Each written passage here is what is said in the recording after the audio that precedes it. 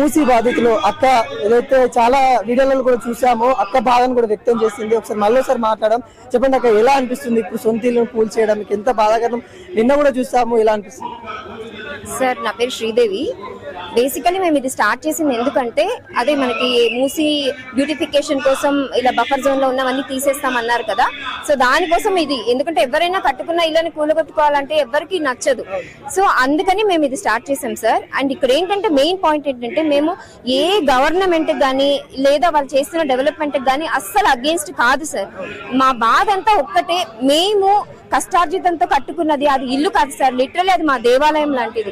అలాంటిది కూల్చుకోవాలి, మా కళ్ళ ముందు పోతుందంటే ఆ బాధ కోసం మేము బయటకు వచ్చాం అంతే సార్. లిటరలీ సీరియస్ గా చెప్తున్నా, దీంతో నాకు ఎలాంటి ఇది లేదు సార్, సంబంధం లేదు. అంటే ఏమంటారు, మేము ఎవరికి అగేన్స్ట్ లేదు సార్. మేము మాకు జస్ట్ మా ఇల్లు మేము కాపాడుకోవడానికి ట్రై చేస్తున్న ఒక ఇది. మీరు కూడా రండి, మాకు సపోర్ట్ చేయండి. మేము ఏం కాదు అని మీరు మాకు భరోసా ఇవ్వండి. మీరు భరోసా ఇచ్చారంటే ఇంకా మాకు అసలు ఇంకా అంతకన్నా రిలీఫ్ ఇంకేది ఉండదండి. ప్లీజ్ అందరూ రండి, మాకు భరోసా ఇవ్వండి. ఏం కాదు, మీ ఇల్లు మీకే ఉంటదని ఒక్క భరోసా ఇవ్వండి సార్. అంతకన్నా ఇంకేమి అడగం సార్ మిమ్మల్ని.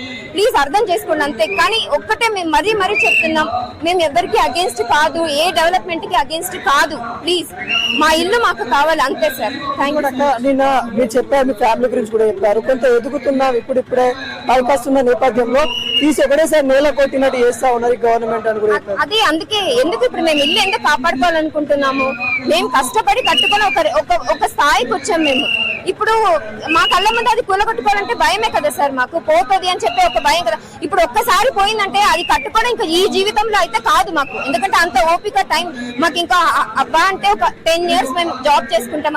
ఆ 10 years లో పిల్లల్ని చదివించుకోవాలా, లేదా మాకు సేవింగ్స్ మేము దాచుకోవాలా, లేదా పిల్లల కోసం సేవింగ్స్ కోసం దాచుకోవాలా, అన్ని చూడాలి కదా. అన్ని యాంగిల్లో మేము చూసుకోవాలి కదా. అందుకోసం మేము మా ఇల్లు కాపాడుకోవాలి, మరీ కట్టుకోలేము మేము. అండ్ వాళ్ళు ఇంకొకటి చెప్తున్నారు, డబుల్ బెడ్రూమ్ అని. సార్ ప్లీజ్ ఆ విషయంలో కొద్దిగా మమ్మల్ని అర్థం చేసుకోండి. మేము కష్టపడి ఒక స్టేజ్ కి వచ్చిన వాళ్ళం. డబుల్ బెడ్రూమ్ అంటే అది ఎవరికి చెప్పండి, మీకే తెలుసు కదా అది ఎవరి కోసం ఎస్టాబ్లిష్ చేశారని. పోర్ వాళ్ళ కోసం చేశారు. మేము ట్యాక్సులు కడుతున్నాం సార్, ఇన్కమ్ ట్యాక్సులు కడుతున్నాం. అంటే ఆ ఇన్కమ్ ట్యాక్స్ అందరి దగ్గర కలెక్ట్ చేసుకున్నది మీరు పెట్టి కదా అది చేస్తున్నారు. అంటే మా డబ్బులతో మరి మాకే ఇస్తారా ఇల్లులు?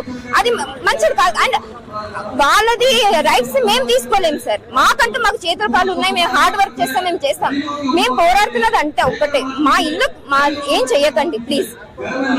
సుందరీకరణ అని చెప్తా ఉన్నారక్క. ఇంకోటి దాని మీద మొత్తం చాలా పెద్ద కాంప్లెక్స్ కడతాము అవి అని చెప్తా ఉన్నారు. అది ఎంతవరకు ప్రజలకు ఉపయోగపడుతుంది అని అనుకుంటున్నారు సార్? అది ఎంతవరకు ఉపయోగపడుతుంది అంటే అది చేసే యాంగిల్లో చేయొచ్చు సార్, ఎవరికి డిస్టర్బ్ కాకుండా మీరు చెయ్యండి. ఈవెన్ మేము ఇప్పటికీ చెప్తాం, మీరు చెయ్యండి, మేమేం అగేన్స్ట్ కాదు. బట్ ఉన్నవి ఏది స్పాయిల్ చేయకండి, ఉన్న వాళ్ళ జీవితాలు కొట్టకండి. కొట్టి మీరు దాన్ని చేశారంటే అది ఏమవుతుంది, లిటరల్లీ వేరే వాళ్ళకి బెనిఫిట్ అవుతుంది, కానీ మాలాంటి వాళ్ళకి ఎవరికి బెనిఫిట్ అవ్వదు. మరీ రిక్వెస్ట్ చేస్తున్నాను సార్, ప్లీజ్ దీన్ని మీరు నెగిటివ్ యాంగిల్ గా తీసుకోకండి, మా బాధను అర్థం చేసుకోండి అంతే. నేను ఒక బాధ వ్యక్తం చేస్తా ఉంది. తను రాజకీయాలు కానీ లేకుంటే పార్టీలతో మాకు సంబంధం లేదు, మా ఇల్లు మా యొక్క దేవాలయం లాంటి ఇల్లు కూల్ చేస్తా అంటే మాకు బాధ అవుతా ఉంది. వాటిని కూల్ చేయకుండా తనైతే విన్నపించుకుంటుంది. ఇలాంటి చాలా మంది ఉన్నారు ఇక్కడ, చాలా మంది కూడా ఇక్కడ దాదాపుగా ఇంతమంది కూడా రావడానికి గల కారణం సార్ మేము నిన్న తెలంగాణ భవన్ కి వెళ్ళింది ఏంటంటే, యాక్చువల్లీ మేము పానిక్ లో ఉన్నాం సార్. ఏమవుతుంది ఏంటి, మాకు ఎక్కడ ఏది న్యూస్ లో కూడా ఏంటి ఇలా బఫర్ జోన్ లో ఉన్న వాళ్ళు మార్క్ చేస్తారంట, కూల్ చేస్తారంట అంతే. కానీ మాకు ఎక్కడ ప్రెస్ మీట్ పెట్టి ఇది అని చెప్పింది కూడా లేదు, మీడియా ద్వారా కూడా క్లియరెన్స్ లేదు ఏది. సో ఆ భయం మాకు, ఎక్కడికి వెళ్ళాలి ఏంటి మాకేం అర్థం కాలేదు. ఒక్కరోజు టీవీలో చూసాము, కేటీఆర్ సారు ఏదైనా ప్రాబ్లమ్స్ ఉంటే ఇలాంటి ఇష్యూస్ లో మా దగ్గరకు రండి అన్నారు. సో ఆ ఒక్క రీజన్ అక్కడికి వెళ్ళాం మేము. సో ఏదో అందరూ వచ్చి మాకు సపోర్ట్ చేస్తున్నారు, అది సపోర్ట్ గా ఉండాలనే కోరుకుంటున్నాం. అందరూ సపోర్ట్ చేయండి, మీరు రండి, ఇప్పుడు ఉన్న వాళ్ళు రండి, వీళ్ళు రండి, ఇంకా ఎవరెవరు కుదరతారు మాకు సపోర్టివ్ గా రండి.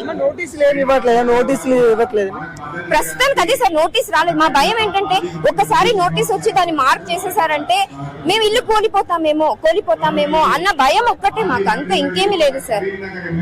సో చాలా మంది ఇట్లా బాధపడతా ఉన్నారు, వాళ్ళ సొంత ఇల్లు కోల్పోతాం అని కూడా అదే విధంగా వాళ్ళకి ఏం చెప్పట్లేదు, గైడెన్స్ ఏమి ఇవ్వట్లేదు. మరి ఇప్పుడు కూలగొడతాము లేకుంటే ఇట్లా ఉంది అట్లా ఉందని కూడా ఏమి ఇవ్వట్లేదు అని కూడా చాలా బాధపడతా ఉన్నారు. ఇలా చాలా మంది దాదాపుగా కొన్ని వందల మంది అయితే ఇక్కడికి రావడం అయితే జరిగింది. వాళ్ళకి బాధ వ్యక్తం చేస్తా ఉన్నారు. మరి మూసి ప్రక్షాళన ఇప్పటికీ ఆపాలి అని కూడా హైకోర్టు పెద్ద స్టే ఇచ్చింది. మరి దీని మీద ఎటువంటి నిర్ణయాలు తీసుకోవాలన్నారు సీఎం రేవంత్ రెడ్డి అనేది చూస్తూనే ఉండాలి.